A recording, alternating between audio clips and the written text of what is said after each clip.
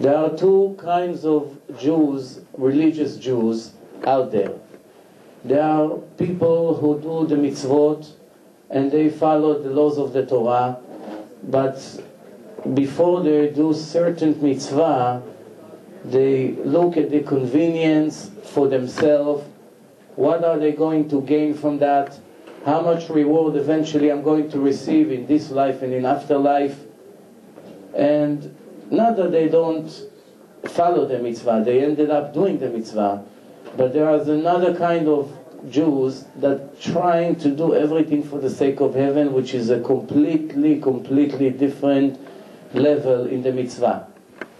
I would like to give few examples what I mean. What does it mean, L'Shem Shamayim, to be for the sake of heaven? In Auschwitz, the Nazis took a parochet from the synagogue.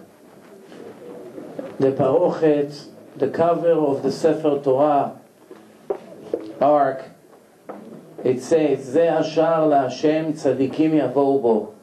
This is a gate to God that only the righteous Jews will enter in that gate.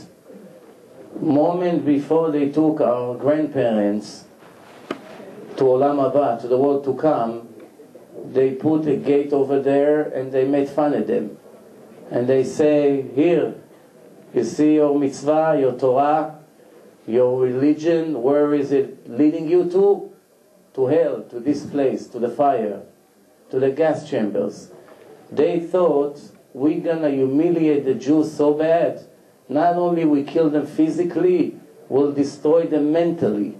That's what they wanted to do. Obviously there were thousands of standing, waiting online. And you know what happened over there? It really happened. The Jews started to dance. They made a party over there. They were getting inside the parochet, singing one after the other. Of course, there was one or two righteous ones that knew this world anyway, it's a whole way for the world of eternity. And they finally were happy. We're getting there finally. Not every Jew should celebrate before he leaves this world. Depends how he was in this life, of course. But those Jews were, one started to sing and all the other were following one after the other. There's a Jew here in Queens. I once told that story many years ago. I hope he's still alive. I don't know where he is. But he was there. And one time, a Nazi decided to humiliate him, and he started to put him down constantly. But that Jew, every time this Nazi came, he started to dance and sing. And the German was so upset that he told him once, listen, if you're not going to stop singing here, think about the situation that he was, and he was singing. We sometimes have everything we can imagine, we don't sing that much. But he had nothing at that point, and he started to sing and to dance. So the Nazi told him, if you're not going to stop, I will bury you alive. Alive. And he said, oh, what a great honor I have. And he started to sing even harder. So he told him, take off your clothes. He thought maybe it will embarrass him in front of the people. He took off his clothes. He left with a tzitzit. Nothing else. The Nazi said, what's this? Take it off. He said, no. This one I don't take off.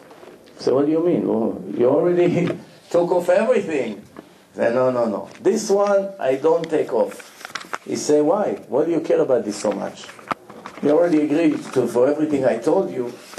So he told him, this I take with me. When I come to Hashem, I'm going to wave it in front of him and say, thanks to the Torah that told me to walk with this tzitzit, take revenge on that monster that buried me alive. This is my evidence that I listen to God. This is exactly like Rabbi Akiva. Moment before Rabbi Akiva died, the Goy asked him, no, what happened to you? 120 years of Torah. In his case, it was 80 years. He became Baal Tshuva 40 years old to teach all of us it's never late. As long as you're alive, you can still change. But after 80 years of hard work, Rabbi Akiva, the Goy tell him, no, where is the justice? You see, you're so helpless. Rabbi Akiva told him, if somebody that sacrifices his life for Hashem to pay attention to every order in the Torah. That's his end. Like you brushing my skin with metal brush and all this blood is dripping. It's needless to say what's going to be the end of someone who goes against God. You're murdering me now. You see me. I'm righteous and that's my end for the little bit that I did. What's going to be with you? He told the goy. And that goy, what happened with him? He realized that he's right. If he thought until now there's no justice. The opposite. Rabbi Akiva proved to him from here, that's the justice. You know, one of the things they used to do over there, they make the people standing 17 hours straight, from sunrise until the night, without moving. They used to move, they used to shoot. That's how it was. And of course, they were very weak. There was nothing to eat. 5 minutes before Shkia, almost 8 o'clock in the evening, one guy said to his friend, he was one row in front of him, Fischel, it's 5 minutes to sunset. The guy is dizzy. He said, wow, so 5 minutes to sunset, what can I do? He said, you fool, we did not put tefillin yet today. 5 minutes, that's what is on his mind. 17 hours, no food, no nothing, standing like there like a statue, afraid to move, that you don't hear a gunshot. In his mind, 17 hours. Would I have time to put tefillin or not? Not that many people know that the Torah, the Halakha, the word of Hashem to us in Har Sinai, is that if a person has a test and it has, God forbid, he may lose his opportunity to make a positive mitzvah from the Torah. He has to give up to 20% of his overall net worth not to miss this mitzvah. Which means, if a person is in jail and the goy took away his tefillin, and he has $100 million in his bank account, and the goy say, I'm not giving you back the tefillin, and it's 5 minutes before sunset, he has an obligation, not recommendation, obligation, to give him up to 20% of what he's worth. So if he has $100 million, he has to give him $20 million. Must give him, not to miss this mitzvah of tefillin. And if it's the other way around, if the goy comes and say, eat this piece of meat, pork, eat it right now. He's trying to force him to eat. Then, if it's a restriction, if it's a sin, he has to give 100% of his net worth, not to violate one rule from the Torah. So that means, if he wants him to eat it, he has to give him $100 million. That's called a Shem Shamayim. Sometimes when you read it, when you see it in the books, if Hashem didn't think it's possible, he wouldn't make it an integral part of his Torah. That's the Torah. 100% of what you save in 50, 60 years, not to make one little sin from the Torah. Now, in Morocco, there was a woman named Solika. Maybe some of you heard her story. The Muslims over there used to force the Jews to convert to Islam.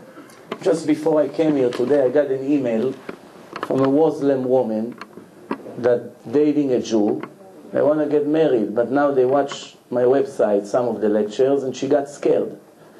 She realized, according to the Torah, that a non-Jew is not allowed to marry a Jew. So she sent me an email. I hope that I'm not the Goya that you're talking about in your lectures that is not permitted to marry a Jew. Because I hope that since I believe in the same God and I love Him, maybe I'm permitted to marry a Jew. See how she understood? She thought that not all the Gentiles are not permitted, only certain ones. I answer her back. No, it's not our choice.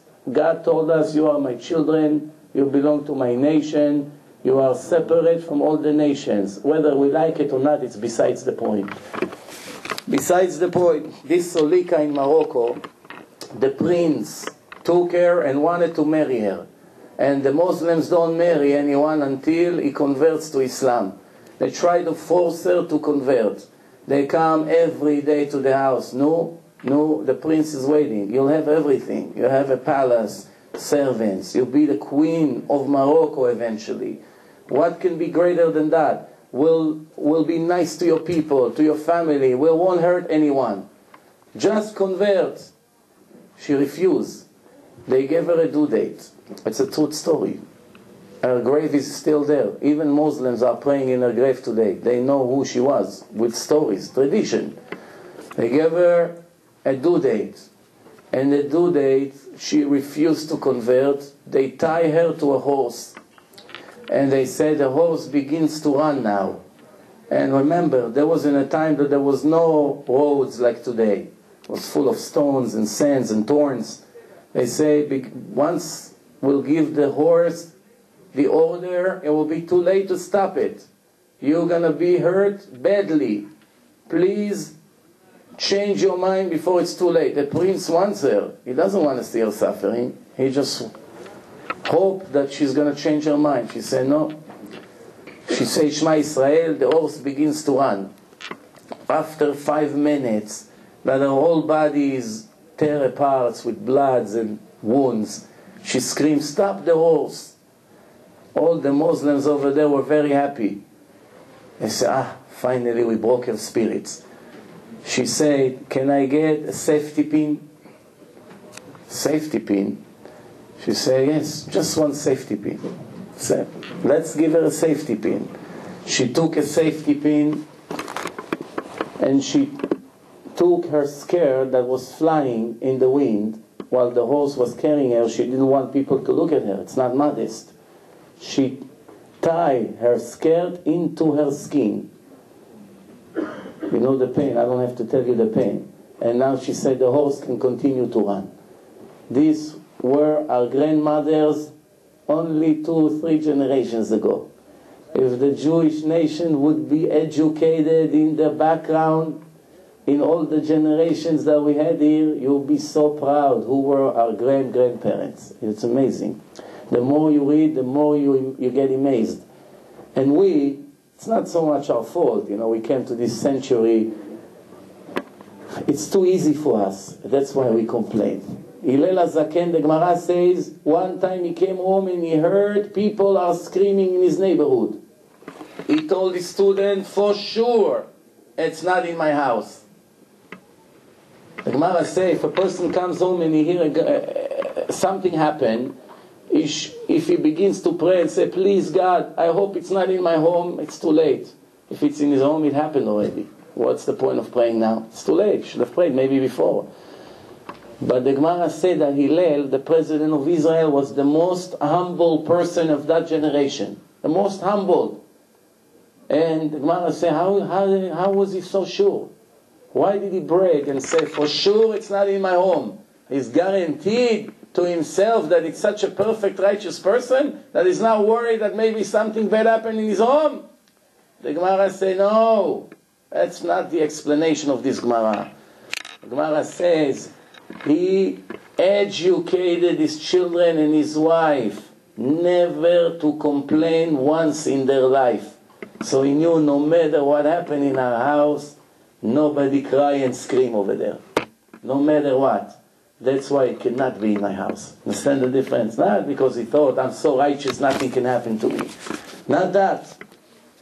We are now entering, there's few more days, in Chag Shavuot, every one of us get a decree from God how the entire year will look as far as Torah. How much Torah we'll be able to learn next year, how much merit we'll have to learn and to remember and to be successful in our learning of Torah.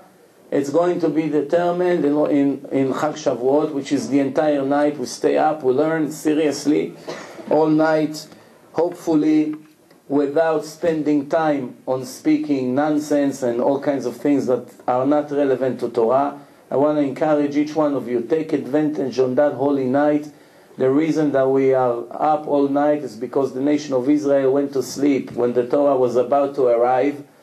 And because of that, for 3,318 years, we have to correct what we have done then. And that's called Hashem Shamayim. When you do it, not because it's convenient, not because it's sweet, because this is what Hashem said. Why we do it? Because Hashem said so. I will finish with one story. One Rav, Rosh Yeshiva, came to Rav Chaim Kanievsky, Gdol Ador. He said, Rabbi, it's the first time I have to go to America to collect money to my yeshiva. I never did it before. I have no choice. If I don't do it, the yeshiva will be shut down in a month. Give me a bracha that I'll be successful, because I don't know English. I don't know anybody there. I don't know. My chances are not so great, but I gotta take a chance. Rav Chaim Kanievsky gave him a warm bracha and said, don't worry, your yeshiva will not be closed down. Relax. The Rav came to America 3 weeks, knocking on doors, going begging people, help, have mercy.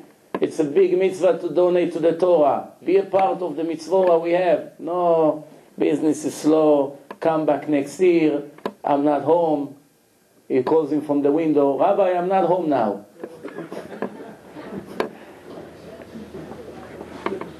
So, after 3 weeks of disappointment, he gets back to Israel. He hardly pays for his personal expenses, for the car, for the airfare. He comes to Israel so disappointed, and he's thinking, Gdol Ador, the biggest Rav, promised me everything will be fine. What's going on here?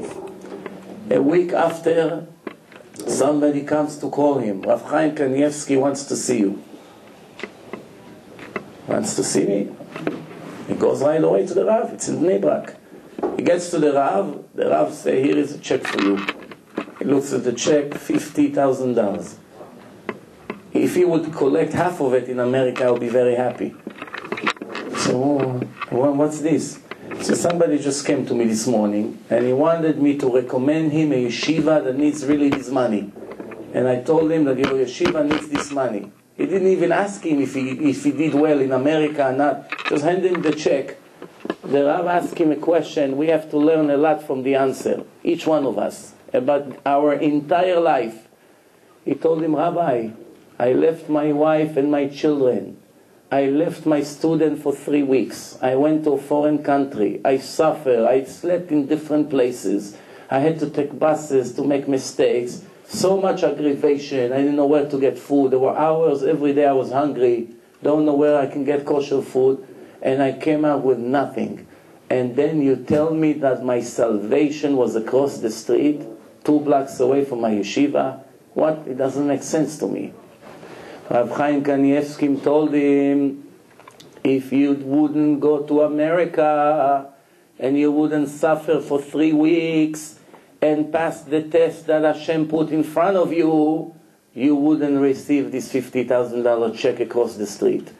When Hashem saw that you care for His Torah, you cry for the yeshiva, you're willing to give up your personal life, your wife, your children, to run, to beg people, to get the biggest embarrassment in life, to knock on doors, that the Torah will not stop in your building. Hashem changed your decree, whatever was the decree, and He sent the guy to me to send him to you. What do you think? Do you think that if you're going to put your efforts by this individual, your salvation will come from him? No. Depend on his merit. Not always he has the merit to do. Somebody else will come. But the other person sometimes wouldn't come until you prove that you deserve him to come. That's called Hashem Shamayim. For the sake of heaven. The Vilna Gaon, before he passed away, was holding a tzitzit in his hand and crying. Came his student to him, Rabbeinu, what are you crying for? He said, how can I not cry? I'm living a world that in few dollars, piece of material with some strings, every second you can earn a mitzvah.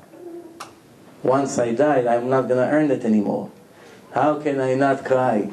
Then he told them, I'm reviewing my entire life, and I have 2 hours that I don't know what I did in those 2 hours. You understand?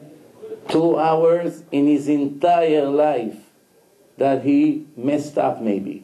What does it mean? Maybe he overslept, another half an hour. I don't know what it means. That there's 2 hours that I don't know what I did. For sure, it didn't make sense, don't get me wrong. But 2 hours I felt I wasted in my life. 2 hours. They came to one tzaddik, they say, Rabbi, each one of us contribute to the life of one Jew that is in danger. We are donating mitzvot for him. We each of us accept to read Tehillim, to learn Gemara, Mishnayos. Maybe Hashem will cure that Jew. So the rabbi told him, okay, I'm giving a minute of my learning for the health of this Jew. The guy told him, Rabbi, 1 minute from your time? I'm sorry that I'm being chutzpan. That's all you're giving? This guy gave 5 books of Tehillim. Women's are going to read the entire year. We accepted the whole perek of Gemara. So many things people do. With all the respect, maybe you didn't understand the urgency here. So the rabbi say, what? Do you understand what does it mean, a minute from my time? You know how much I fight for every minute? That rabbi, he says that he finished the entire Mishnayot every day while he was folding his tefillin after the davening. Most people, when they fold their tefillin, they look around, they smile, they talk, good morning, how are you, nice weather, oh, there's a lot of traffic, whatever, they fold his tefillin. And the time he was folding his tefillin, he was learning. Rabbi Ovadia Yosef, Gdol Ador of the Sfaradish people in the world today, he went to London to give a lecture. He was sitting, speaking to a huge crowd over there, more than 1,000 people, but he doesn't speak English. While he was speaking his Divrei Torah, that person that translate heard him continuing to whisper things. As the rabbi say something, he translated to the crowd. He thought maybe the rabbi is trying to tell him something. Excuse me? No, go ahead. Continue to talk. Then he said, Rabbi, you're confusing me. What did he hear? That the 10 seconds that it takes to translate his last 2-3 sentences, he was learning Mishnayot. Not to waste another 20-30 minutes from his life. A Jew that reached a very high madrega, very high level, knows that the biggest danger, the biggest enemy of the person is the waste of time. How much we can earn every day, but the Yetzer Hara, the Satan is confusing us. That's time. Don't be fanatic. Go to sleep. You need to sleep well. You have to eat. You sit 2 hours every day in a restaurant. You go here. You go on vacation. Very nice. In the end, most of your time that anyway has been wasted, you're going to miss it one day. We have to understand. I know everyone according to his level. Don't get me wrong. There are different levels. But the point is that if you hope, if you aim to this, to the level of these great people, maybe you reach 20%. If you don't aim there, what are you going to get? 5%, 2%? Remember, life, like you know how they say, we live once. In this generation, we live once. You live once, that's it. You live here.